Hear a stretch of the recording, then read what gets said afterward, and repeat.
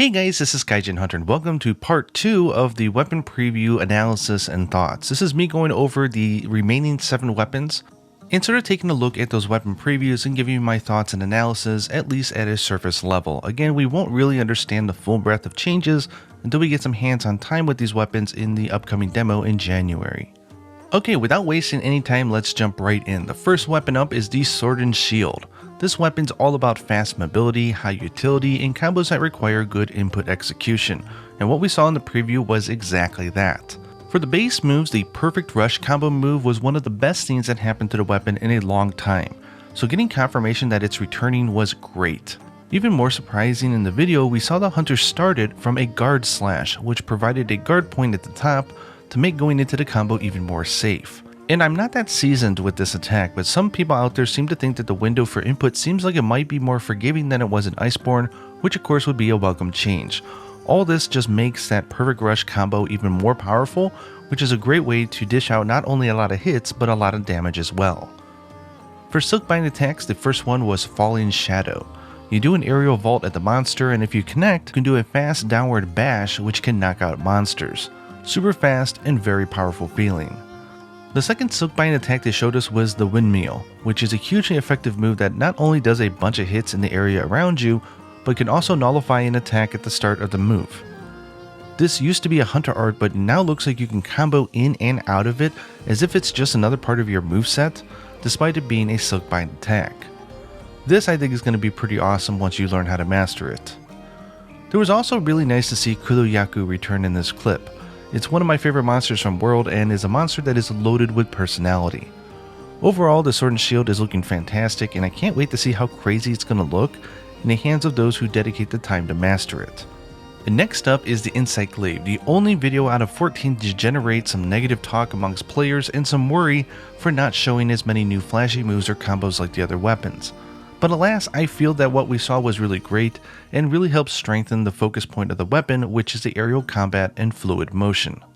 Also keep in mind that like the bowguns and their ammo and customization parts, half of the Insight Glaive is the Kinsects, and there's no way they can go into detail about them in some 60-second clip.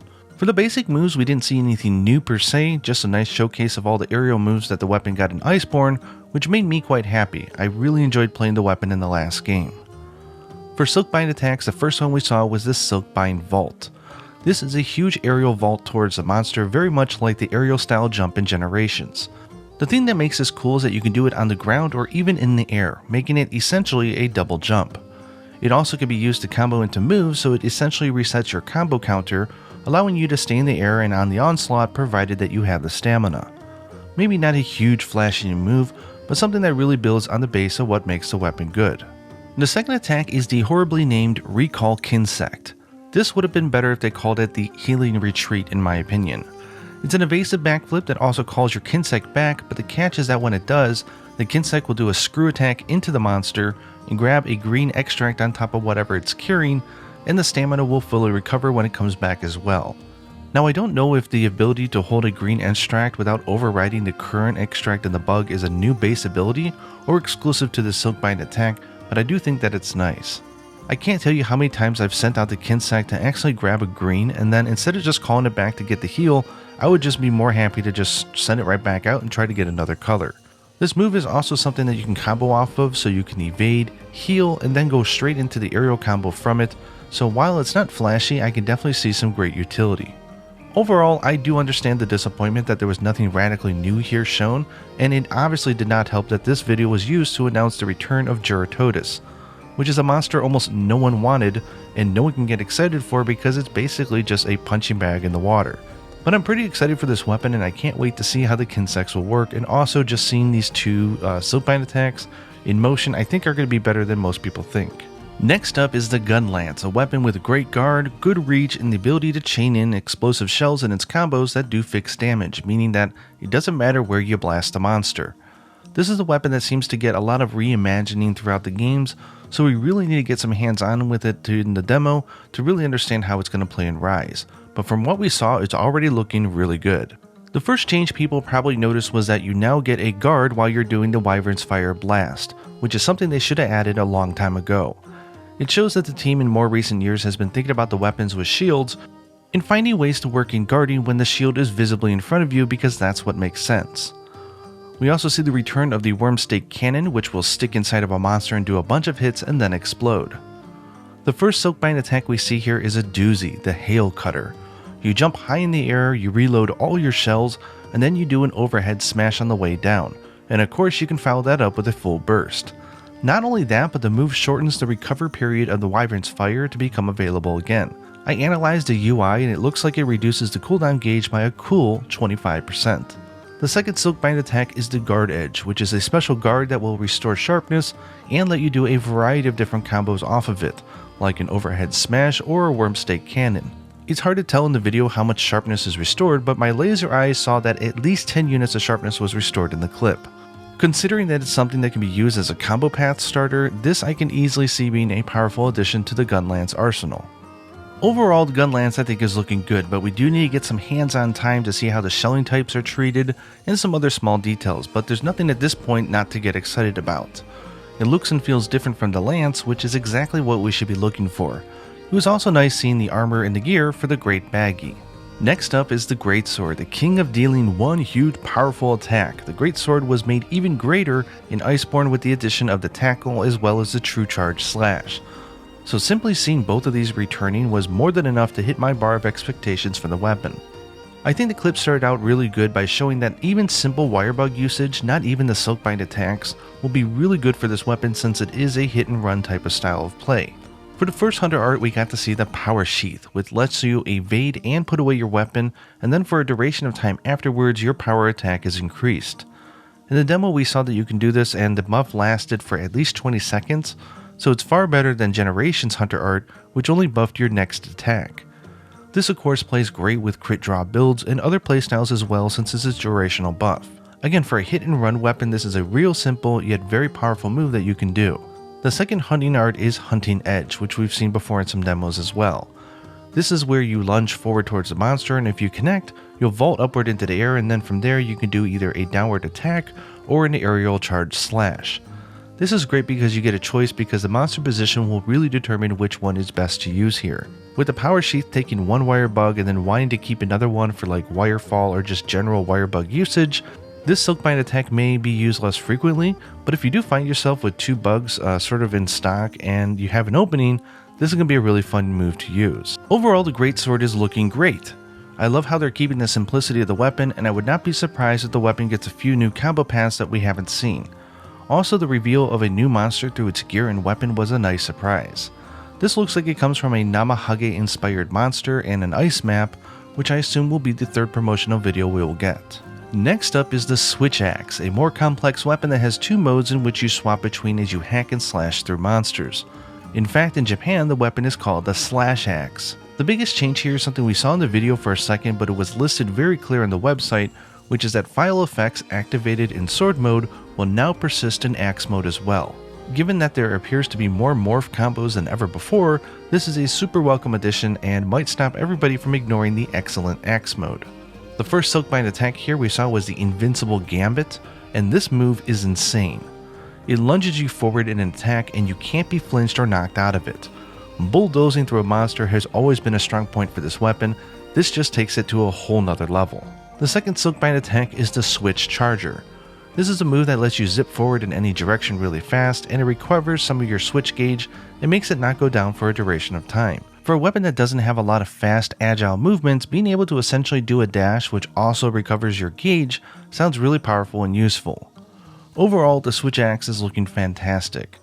This is another one where I think the combo paths are probably going to get some revisions, so we're definitely going to want to check it out in the demo. I love that the new armor they're showing off, but I'm not 100% convinced that it's from a large monster. The men armor look like it's based on insects, and the lady armor seems like it's based on wildcats, which I think were called Melonyx.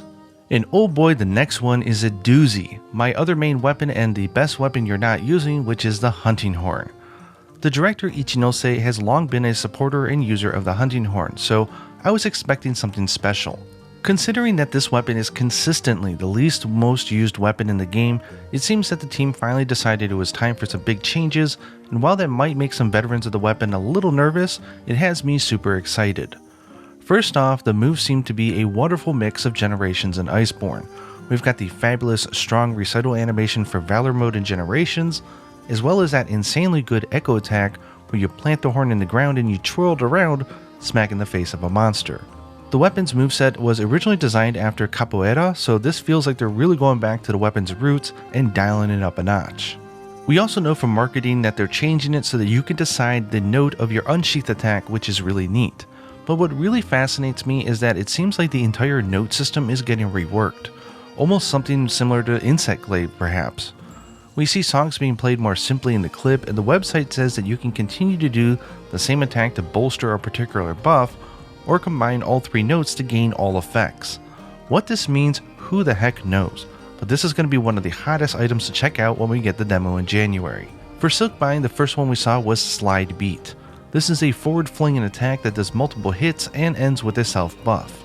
You also can't be knocked out of the attack once you initiate it, which is kind of similar to that invincible gamut that we saw with the switch hacks. My guess is that the self buff here is referring to self improvement, and if so, that makes it much more easier to keep that effect active by working it into a super attack like this. The second Silkbind was Earthshaker, which allows you to tether a wire into the monster, and then you do a huge strum of your weapon to create a powerful sound wave attack. Since the wire tethers into the monster, it's okay if it moves away during the attack, you'll still hit it, which I thought was kinda neat. Overall, the hunting horn looked absolutely stylish, fun and fresh, almost like a new weapon altogether. I, like many others, am more excited to see how this weapon will play more than the other 13, so January can't come fast enough. I also have to mention how awesome the Basario's armor and hunting horn look here. They did a really good job of choosing the right weapon to announce its return. And last but not least, we come to everyone's favorite beat stick, the Charge Blade. This weapon has gotten so much utility in each game that it reminds me of the Longsword, which there really isn't anything that they need to do to this weapon other to say that it's back and we're not nerfing it, and that would be enough to get people excited. The intro part just seemed like a nice demo of the core moveset, and the effects of the files are looking really good as well. The first Silkbind attack to me is a real beauty, and this is the Morphing Advance. Morphing between sword and axe has been easy but hardly fast for this weapon, so being able to get knockback protection and bulldoze forward while changing into axe mode is a really nice ability, and you can do some neat combos from this move as well. The second Silkbind attack is Counter Peak Performance. I know that's a mouthful. You set up for a guard, and if you get hit, you'll instantly charge all your files, and we see different combos coming from here like charging the sword, or going straight into that crazy axe super discharge attack. The guard window looks very generous, so this looks like it'll be a rather easy move to use. Now, will the Charge Blade get the Savage Axe back is a big question that some people have, that we'll have to look for in the demo, but personally, it would not surprise me if we see some more buffs to the sword mode come in, because the switch axe is already starting to try to push people towards the axe mode, so whether or not they're going to do that for both weapons is something we'll have to wait and see. Overall, the weapon looks insanely good, and the armor in the weapon for the new spider monster is looking really nice. In Japanese, the monster is called Yatsukadaki, but we don't know the English name of the monster yet. I imagine we'll see it in the 4th promotional video, which I assume is going to show off some volcano-like map. So that's that. I do apologize if I sound short of breath or if I'm doing too many edits. I'm still trying to get over some sickness, so my breathing is a little off, so I've had to do a lot more cut edits than I normally do for this type of video. I do admit that I did not play every weapon in Monster Hunter World and Iceborne, so my insight might be less than normal without some hands-on in the demo. But all 14 weapons I think are going to look really good in Monster Hunter Rise. The demo is just around the corner, it'll be sometime in January, and I look forward to making some videos of some early impressions and some hands-on demonstrations when that comes out. I hope you guys enjoyed my sort of impressions of these weapon previews. I know, again, I was a little bit late, but I'm really excited and optimistic for all these different weapons, and Monster Hunter Rise is just looking like the Monster Hunter of my dreams.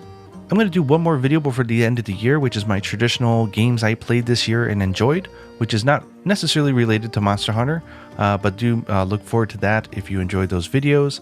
Other than that, I think I'm just going to go a little bit quiet and just wait for the demo to come out. Hopefully we'll get some news on that soon.